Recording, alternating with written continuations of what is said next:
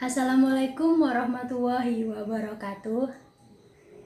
Halo teman-teman, kembali lagi dengan saya Nurul Aulia Haryanti dengan NIM 1805520158 dari Prodi Akuntansi kelas H1 Universitas Tigo Bang Semarang. Nah, kali ini saya ditugaskan untuk mempresentasikan tentang prinsip penyaluran dana pada bank syariah. Pada bank syariah terdapat prinsip penyaluran dana. Nah, prinsip ini terdiri dari 3 prinsip utama nih teman-teman.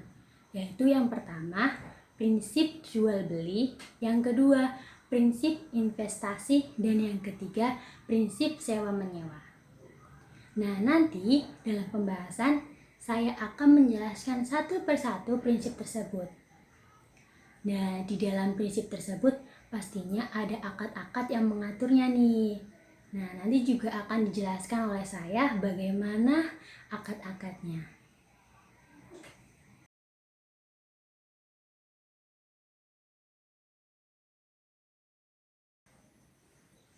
Nah, yang pertama, saya akan menjelaskan tentang prinsip investasi.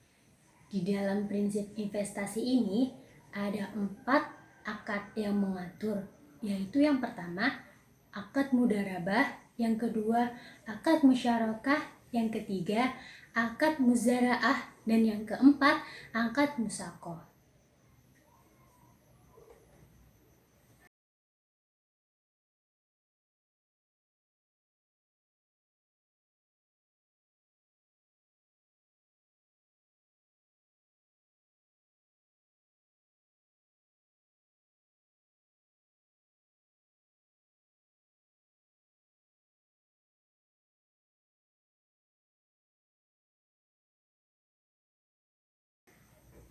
Untuk akad yang pertama yaitu akad mudharabah. Nah, seperti video saya sebelumnya yang sudah saya tampilkan, akad mudharabah merupakan akad kerjasama antara pemilik dana dan pengelola dana untuk melakukan kegiatan usaha. Nah, pada akad ini sistem kepercayaan sangat penting teman-teman, karena semua pelaksanaan bisnis diserahkan kepada pengelola dana, dan pemilik dana tugasnya hanya untuk memberi pengawasan maupun memberi saran. Pada akad ini, sistem bagi hasil juga harus menggunakan nilai realisasi keuntungan dan tidak boleh menggunakan nilai proyeksi.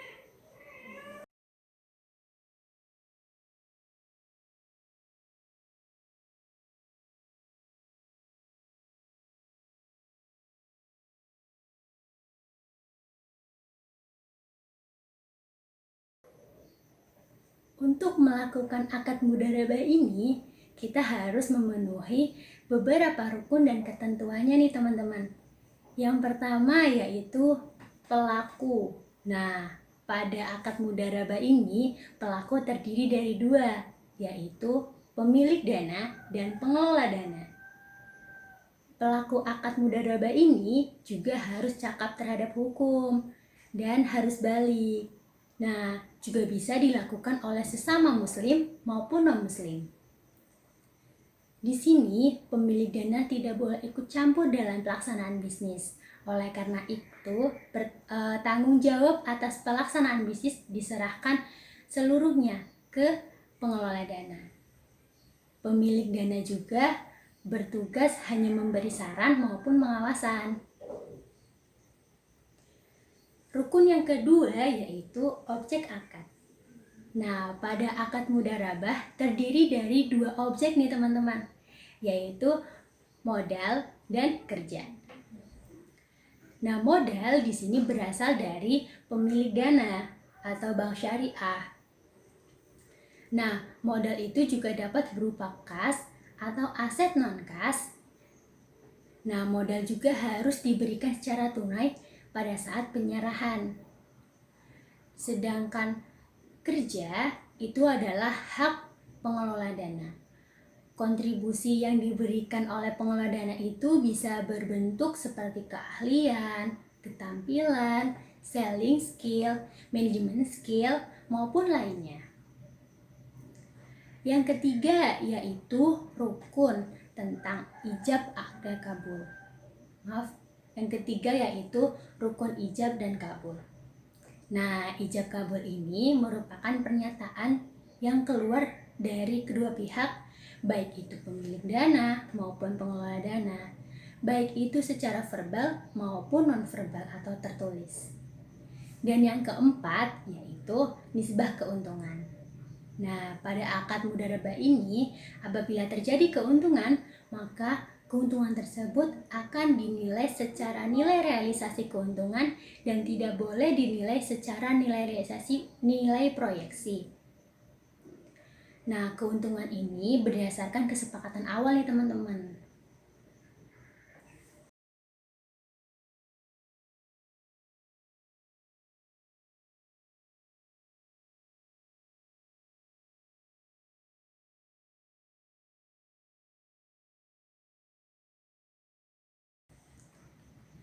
Selanjutnya yaitu jenis-jenis akad mudharabah.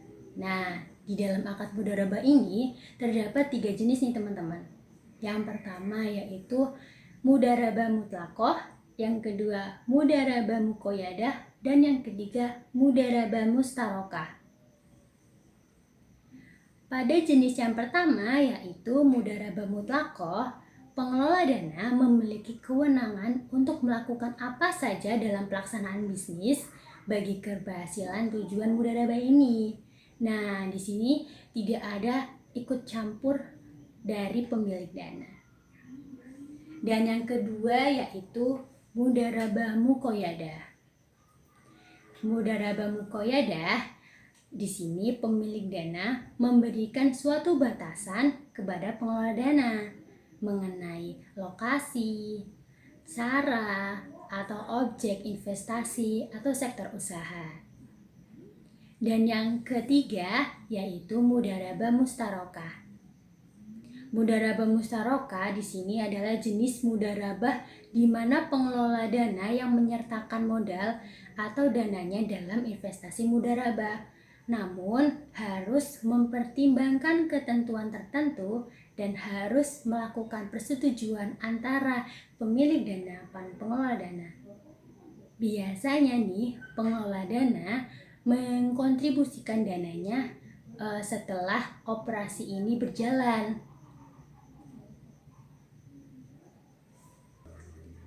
Nah, untuk jenis yang pertama yaitu jenis mudharabah mutlaqoh. Pada bank syariah, di sini nasabah memberikan kebebasan kepada bank untuk melakukan apa saja dalam pengelolaan dana nasabah tersebut. Nah, prinsip ini lebih memberikan keleluasaan pada bank. Dan yang kedua yaitu sistem perbankan pada jenis mudharabah muqayyadah. Nah, pada sistem perbankan syariah, di sini nasabah memberikan batasan-batasan tertentu atau syarat-syarat tertentu dalam penggunaan dana yang diberikan oleh nasabah. Pada prinsip ini, nasabah memberikan suatu batasan atau beberapa batasan tentang usaha apa yang akan dibiayai, akad apa yang akan digunakan, dan kepada siapa nasabah yang akan dituju. Nah, untuk sistem perbankan pada jenis mudharabah yang ketiga, yaitu mudharabah mustarokah, di sini nasabah bertindak sebagai pengelola dana sekaligus pemilik dana. Di sini, bank syariah hanya melakukan kerjasama dengan investor lain untuk membiayai suatu proyek yang akan dikerjakan oleh nasabah atau pengelola dana.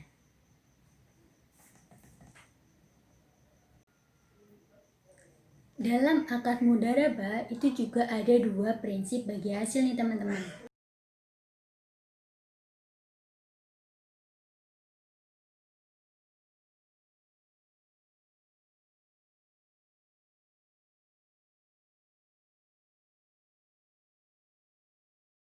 Yang pertama yaitu berdasarkan prinsip bagi laba atau profit sharing, dan yang kedua yaitu berdasarkan prinsip bagi hasil. Nah, yang pertama yaitu prinsip bagi laba atau profit sharing, di mana dasar pembagian hasil adalah biaya bersih atau laba bersih atau laba kotor dikurangi dengan beban-beban. Dan yang kedua yaitu yang berdasarkan bagi hasil, di mana dasar pembagian hasil merupakan laba bruto bukan pendapatan usaha.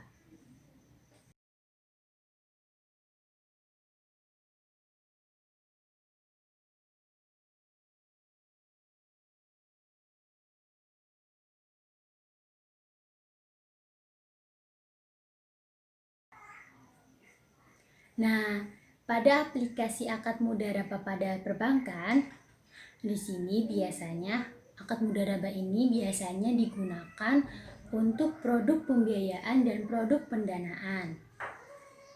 Pada produk pembiayaan biasanya yaitu tabungan berjangka atau tabungan yang dimaksudkan untuk tujuan tertentu atau tujuan khusus seperti tabungan haji, tabungan kurban, dan sebagainya. Dan yang kedua yaitu deposito biasa. Dan yang ketiga yaitu deposito spesial. Nah, deposito spesial ini di mana dana yang dititipkan nasabah untuk bisnis tertentu. Misalnya nih, murabahah atau ijarah. Pada sisi pembiayaan, akad mudharabah ini biasanya digunakan untuk membiayai modal kerja, baik itu modal perdagangan maupun modal jasa. Dan yang kedua, yaitu untuk investasi khusus. Nah, akad yang kedua yang terdapat pada prinsip investasi yaitu akad musyarakah.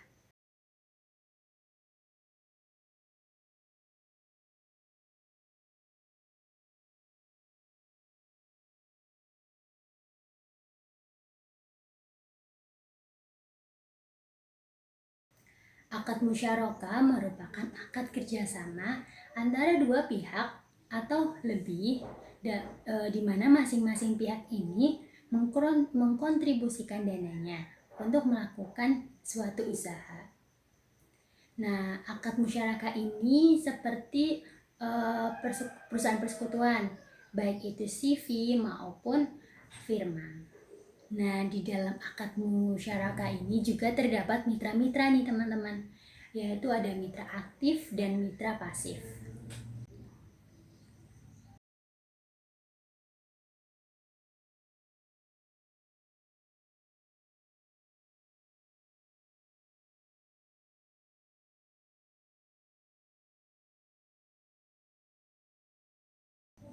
Untuk melakukan akad musyarakah, kita juga harus memenuhi beberapa rukun dan ketentuannya nih.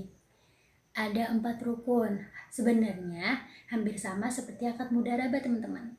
Namun ada perbedaan sedikit dalam rukun-rukunnya. Rukun yang pertama yaitu pelaku akad. Nah, di sini pelaku akad terdiri dari 2, yaitu mitra aktif dan mitra pasif. Nah, mitra-mitra tersebut harus cakap terhadap hukum dan harus balik, dan juga bisa dilakukan baik secara sesama muslim atau dengan non-muslim. Namun di sini mitra-mitra tersebut wajib mengkontribusi dananya untuk menjalankan suatu usaha. Dan yang kedua yaitu objek akad. Di sini juga sama nih objeknya seperti akad mudharabah, yaitu ada modal dan kerja.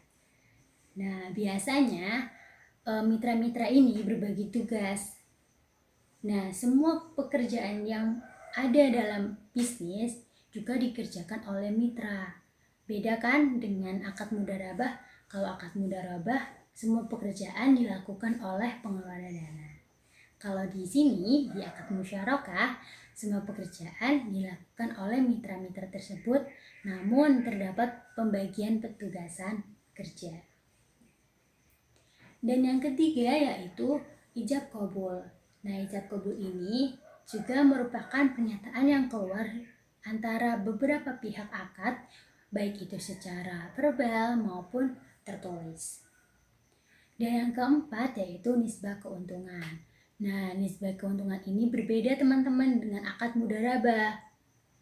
Kalau akad musyarakah, nisbah keuntungan ditentukan sesuai dengan porsi nisbah dari masing-masing mitra.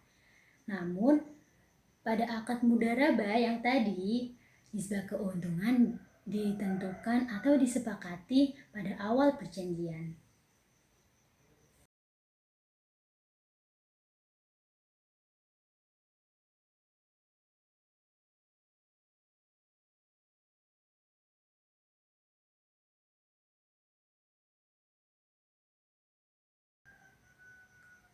Di dalam akad musyarakah juga ada jenis-jenisnya nih teman-teman.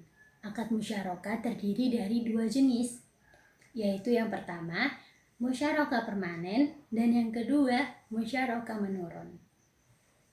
Musyarakah permanen yaitu musyarakah dengan ketentuan bagi dana atau pembagian bagi hasil setiap mitranya ditentukan sesuai dengan akad dan jumlahnya tetap sampai akhir masa akad.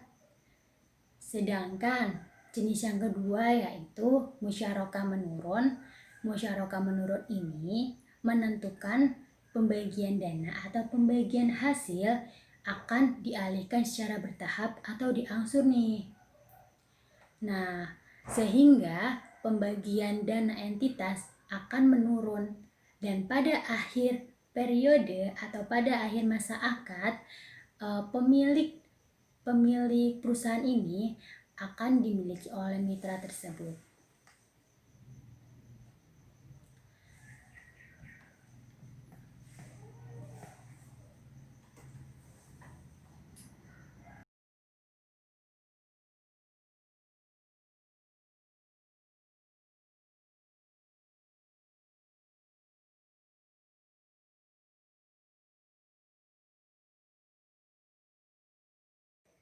Akad yang ketiga pada prinsip investasi yaitu akad muzara'ah. Nah, pada skema akad ini merupakan kerjasama pengelolaan terhadap bidang pertanian antara pemilik lahan dan penggarap lahan. Nah, biasanya akad ini terjadi di pedesaan maupun di kota-kota kecil yang lahan pertaniannya masih luas. Nah, di sini pemilik lahan akan menyediakan lahan pertanian untuk penggarap lahan. Nah, penggarap lahan tugasnya menanami dan memelihara tanaman-tanaman tersebut dan sampai menghasilkan panen. Nah, keuntungan atau bagi hasilnya nanti akan didasarkan atau ditentukan sesuai dengan persentase hasil panen.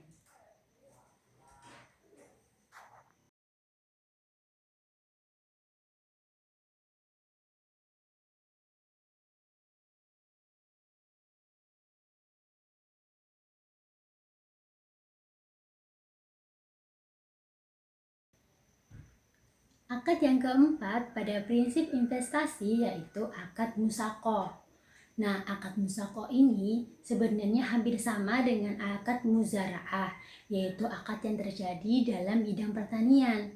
Namun, yang membedakan di sini yaitu penggarap lahan tugasnya hanya melakukan penyiraman dan pemeliharaan.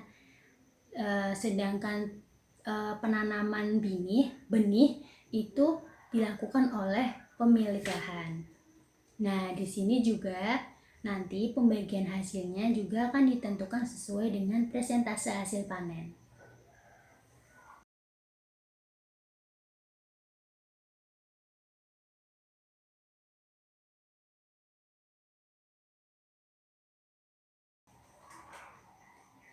Nah, prinsip penyaluran dana bank syariah selanjutnya yaitu prinsip jual beli. Pada prinsip jual beli terdiri dari 3 akad. Yang pertama yaitu akad murabahah, yang kedua akad musyarakah, dan yang ketiga akad istisna.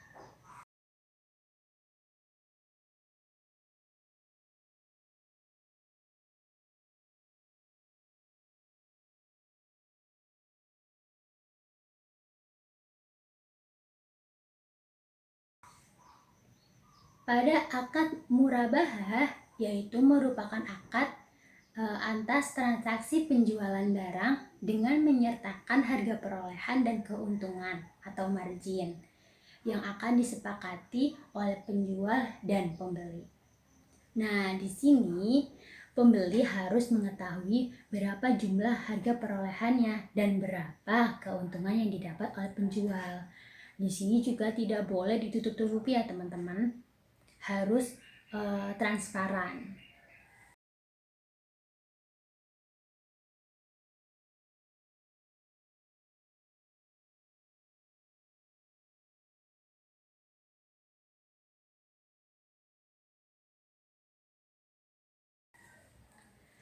Di dalam akad murabahah juga terdapat dua jenis nih.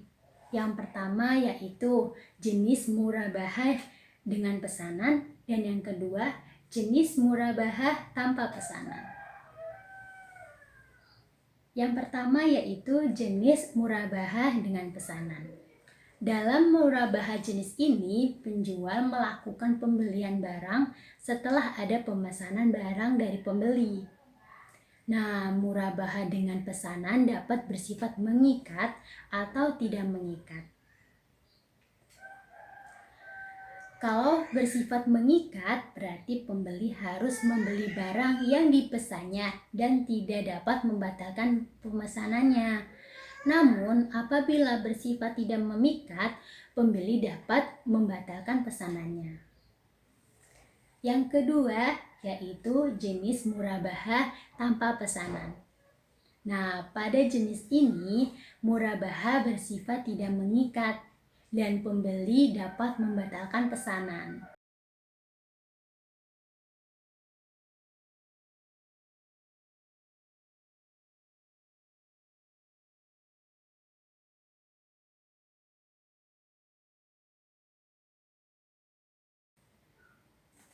Untuk dapat melakukan akad murabahah ini, kita harus memenuhi beberapa rukun dan ketentuannya nih teman-teman. Ada 4 rukun, seperti halnya akad-akad sebelumnya. Yang pertama yaitu pelaku. Pelaku ini terdiri dari penjual dan pembeli. Nah, pelaku juga harus cakap terhadap hukum. Namun di sini pada akad murabahah, pelaku juga dapat dilakukan oleh anak kecil. Namun harus sesuai dengan perizinan walinya. Yang kedua yaitu objek jual beli. Nah, di sini objek jual beli yaitu adalah barang atau barang dagangan. Nah, barang itu harus dapat diambil manfaatnya. Dan barang yang dimiliki oleh penjual tidak boleh dimiliki oleh orang lain. Dan barang juga dapat diserahkan tanpa tergantung dengan kejadian tertentu. Dan barang juga dapat diketahui kualitasnya, kuantitasnya, dan harga barang itu harus jelas teman-teman. Nah, barang juga harus secara fisik ada pada tangan penjual. Yang ketiga yaitu ijab kabul. Nah, ijab kabul ini seperti akad-akad sebelumnya, yaitu merupakan suatu pernyataan yang keluar dari pihak akad atau dari pelaku akad, baik secara verbal maupun tertulis. Yang keempat yaitu keuntungan. Nah, keuntungan pada akad murabahah ini biasanya dihasilkan atau berasal dari selisih antara harga beli dan harga jual.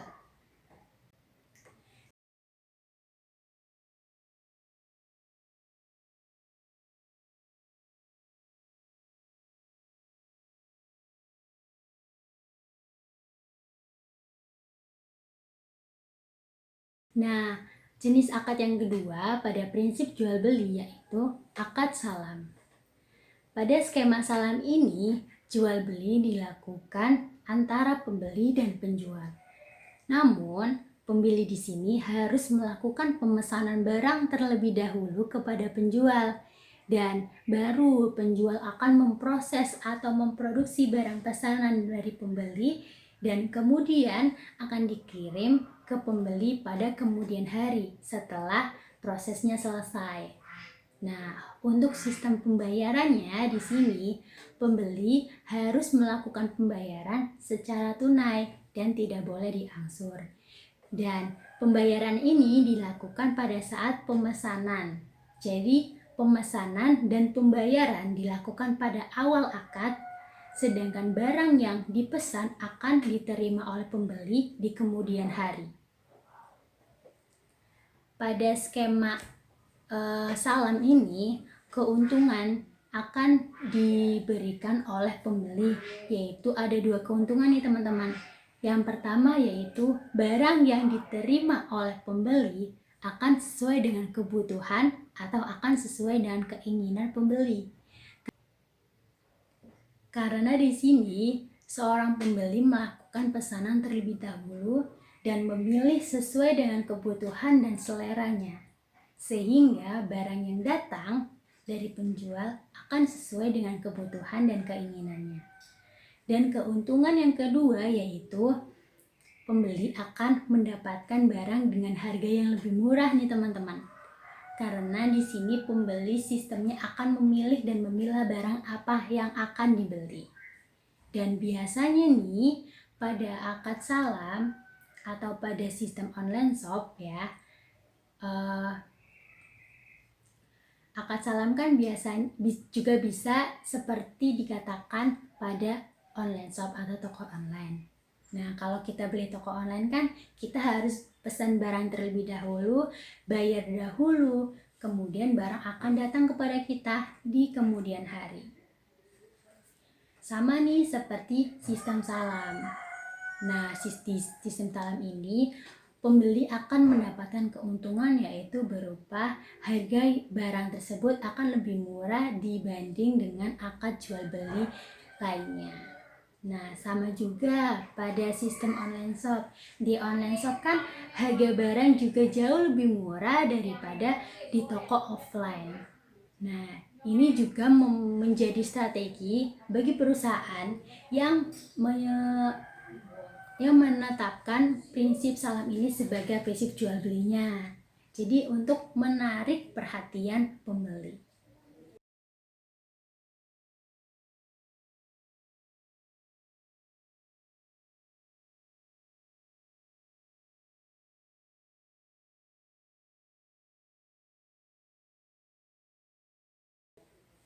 Dan yang kedua yaitu akad istisna.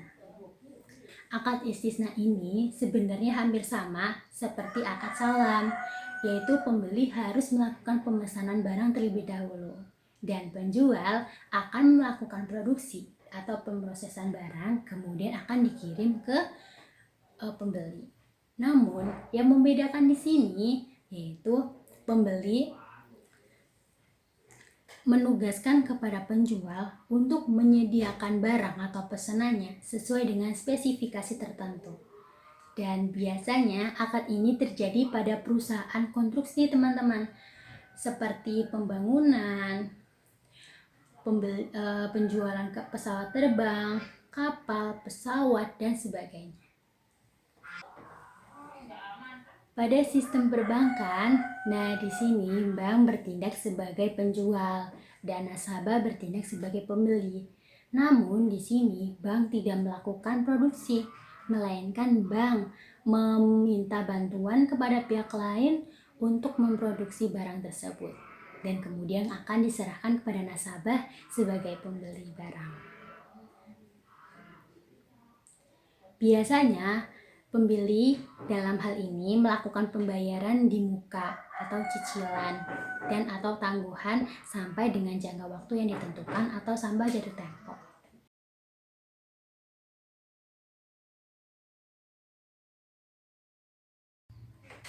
Nah, prinsip yang ketiga yaitu prinsip sewa menyewa. Nah, untuk melakukan prinsip sewa menyewa ini terdapat akad yang mengatur yaitu akad ijarah.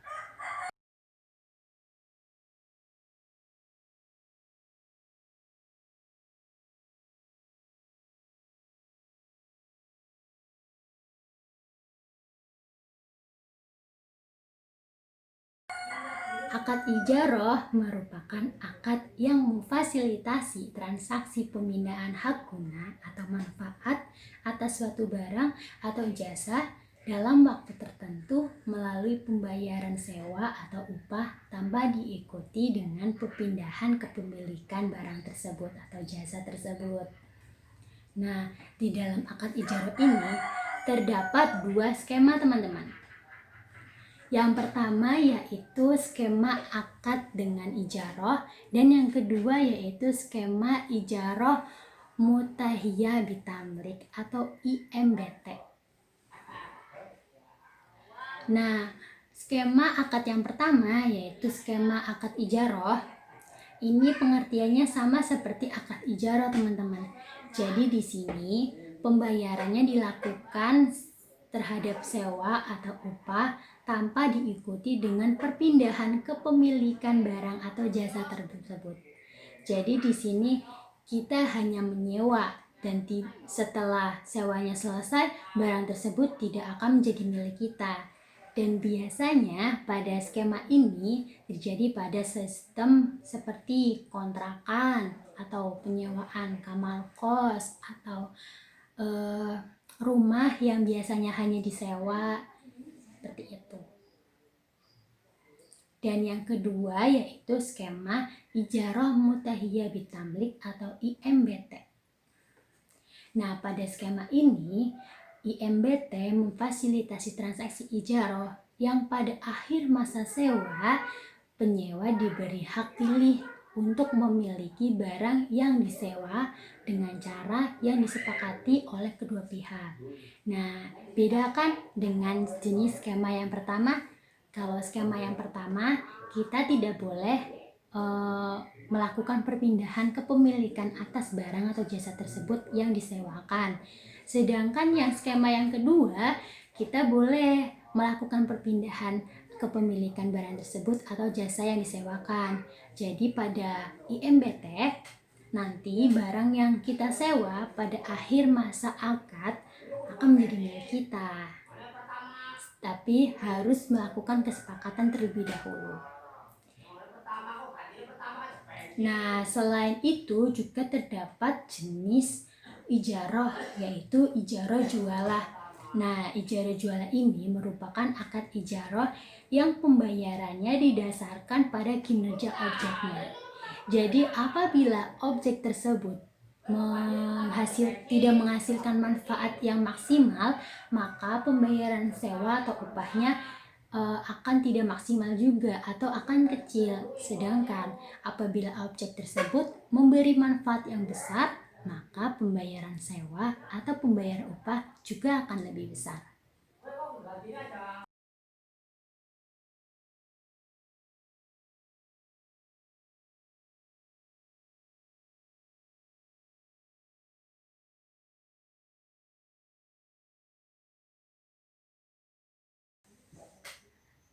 Akad ijarah ini bagi bank memiliki keunggulan dibandingkan dengan akad-akad lainnya, atau memiliki keunggulan terhadap transaksi yang menggunakan akad lainnya.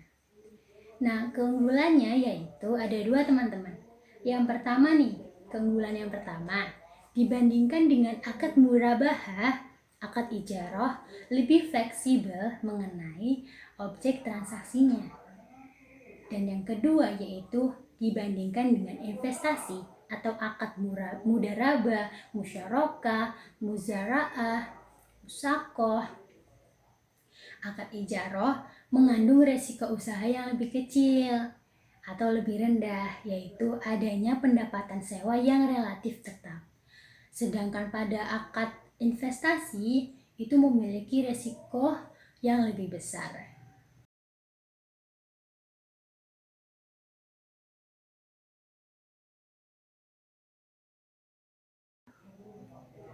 Nah, untuk kita yang akan melakukan akad ijarah ini harus memenuhi rukun dan ketentuan syaratnya nih, teman-teman. Seperti akad-akad sebelumnya, di akad ijarah juga memiliki 3 rukun. Yang pertama yaitu pelaku akad, dan yang kedua objek ijarah, yang ketiga ijab kabul.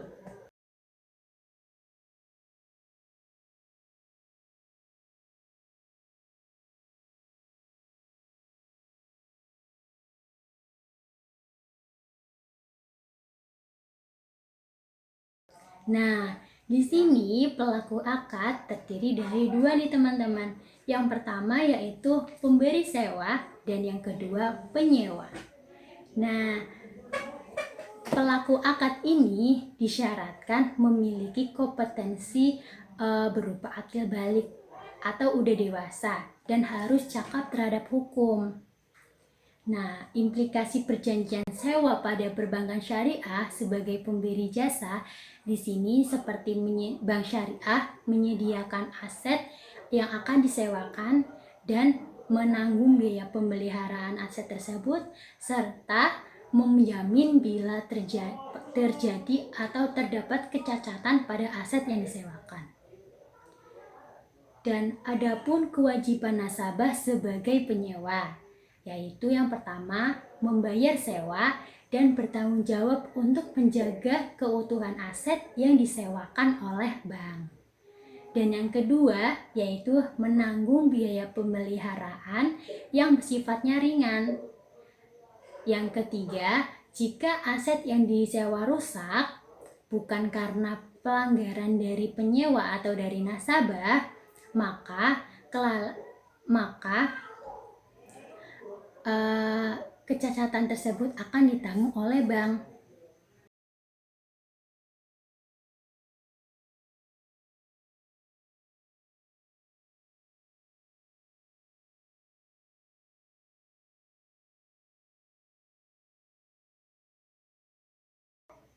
Rukun yang kedua yaitu objek ijaroh.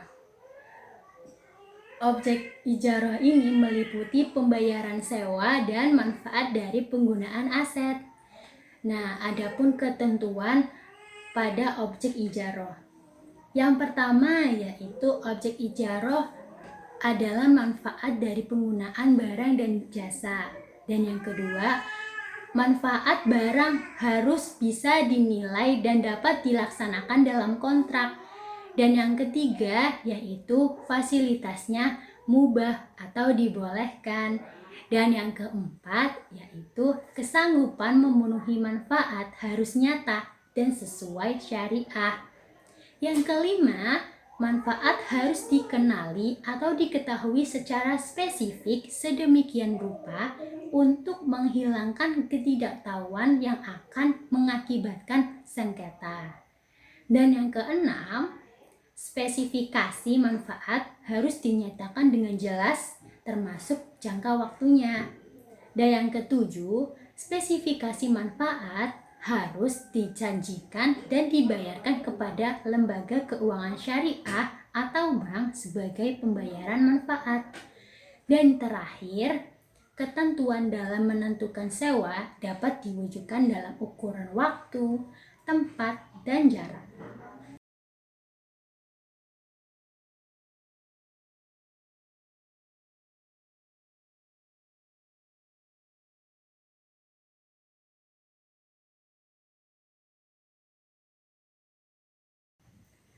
Rukun yang ketiga pada akad ijarah yaitu ijab dan qabul. Seperti halnya akad-akad sebelumnya, ijab dan qabul merupakan pernyataan yang keluar dari beberapa pihak atau pelaku akad baik secara verbal maupun tertulis. Nah, perlu diketahui bahwa akad ijarah ini berbeda dengan leasing. Padahal leasing juga merupakan prinsip sewa menyewa. Namun, di sini juga ada perbedaan terhadap akad ijarah dan leasing. Nah, perbedaannya antara akad ijarah dan leasing ini terdapat pada objek sewa, dan yang kedua, metode pembayaran sewa atau upah, dan yang ketiga, pemindahan kepemilikan, keempat, jenis leasing lainnya. Yang pertama yaitu perbedaan mengenai objek sewa. Dalam ijarah, objek yang disewakan itu berupa aset maupun jasa, baik itu barang dagangan ataupun jasa. Sedangkan dalam leasing yang disewakan hanyalah aset atau barang. Dengan demikian, ijarah memiliki cakupan yang lebih luas daripada leasing. Seperti yang sudah dijelaskan pada keunggulan ijarah dengan akad-akad lainnya. Dan yang kedua yaitu metode pembayaran. Dalam ijaroh, metode pembayaran dibedakan menjadi dua jenis. Yang pertama yaitu pembayaran tergantung kinerja objek dan tidak tergantung pada kinerja objek. Contohnya nih, pembayaran yang tergantung pada kinerja objek seperti ijaroh jualah atau sukses fee. Misalnya, pengumuman seseorang dinyatakan bahwa barang siapa yang menemukan mobil saya, maka akan mendapatkan hadiah sebesar uang tunai 10 juta. Dan contoh akad yang pembayarannya tidak tergantung pada kinerja objek adalah gaji atau sewa. Dan yang ketiga yaitu perbedaan di perpindahan kepemilikan. Nah, pada dasarnya akad ijaroh dan leasing berkaitan dengan penggunaan manfaat aset yang disewakan. Pada akad ijaroh mutahiyah bitamlik atau IMBT, kepemilikan aset tetap berada pada pihak yang menyewakan. Adapun pihak menyewa hanya memanfaatkan aset tersebut tanpa mengambil alih kepemilikannya. Dalam ijaroh, yang diperbolehkan adalah menghibahkan atau mewakafkan gitu. Berdasarkan beberapa definisi mengenai leasing, syariah tidak menghalalkan karena memiliki akad tidak jelas atau gharar. Perbedaan yang keempat yaitu jenis leasing lainnya. Nah, di sini ada dua jenis leasing lainnya teman-teman. Yang pertama yaitu purchase lease dan yang kedua sell and lease back. Yang pertama yaitu purchase lease. Purchase lease merupakan bentuk lease atau sewa yang menggabungkan antara hak beli dan leasing sekaligus. Jadi hak beli dan leasing digabungkan menjadi satu. Nah, dalam syariah hal ini sangat diharamkan ya teman-teman, karena akan menyebabkan gharar, yaitu ketidakjelasan apakah akad tersebut menggunakan akad sewa atau menggunakan akad beli. Dan yang kedua yaitu sell and lease back. Sell and lease back merupakan suatu bentuk sewa di mana penjual menjual barangnya dikarenakan membutuhkan uang atau dalam keadaan terdesak untuk mendapatkan uang, dan akad sewa dilakukan secara syariat Islam dengan syarat kedua yaitu akad jual dan akad sewa dilakukan terpisah, tidak seperti pada jenis leasing yang pertama yaitu purchase lease. Kalau purchase lease, akad sewa dan akad beli digabungkan menjadi satu ya teman-teman. Kalau jenis yang kedua ini akad jual atau akad jual beli dan akad sewa terpisah. Jadi ini dibolehkan dalam syariat Islam. Nah, jadi kesimpulannya pada prinsip penyaluran dana bank syariah terdapat 3 prinsip utama ya teman-teman, yaitu prinsip investasi, prinsip jual beli, prinsip sewa menyewa. Nah, di dalam prinsip tersebut juga ada akad-akadnya. Nah, untuk prinsip yang pertama ada akad mudarabah, akad musyarakah, muzaraah, dan musaqah. Dan yang prinsip kedua yaitu prinsip jual beli terdapat 3 akad, yaitu akad murabahah, akad salam, dan akad istisna. Dan yang terakhir yaitu prinsip sewa menyewa, yaitu terdapat akad ijarah.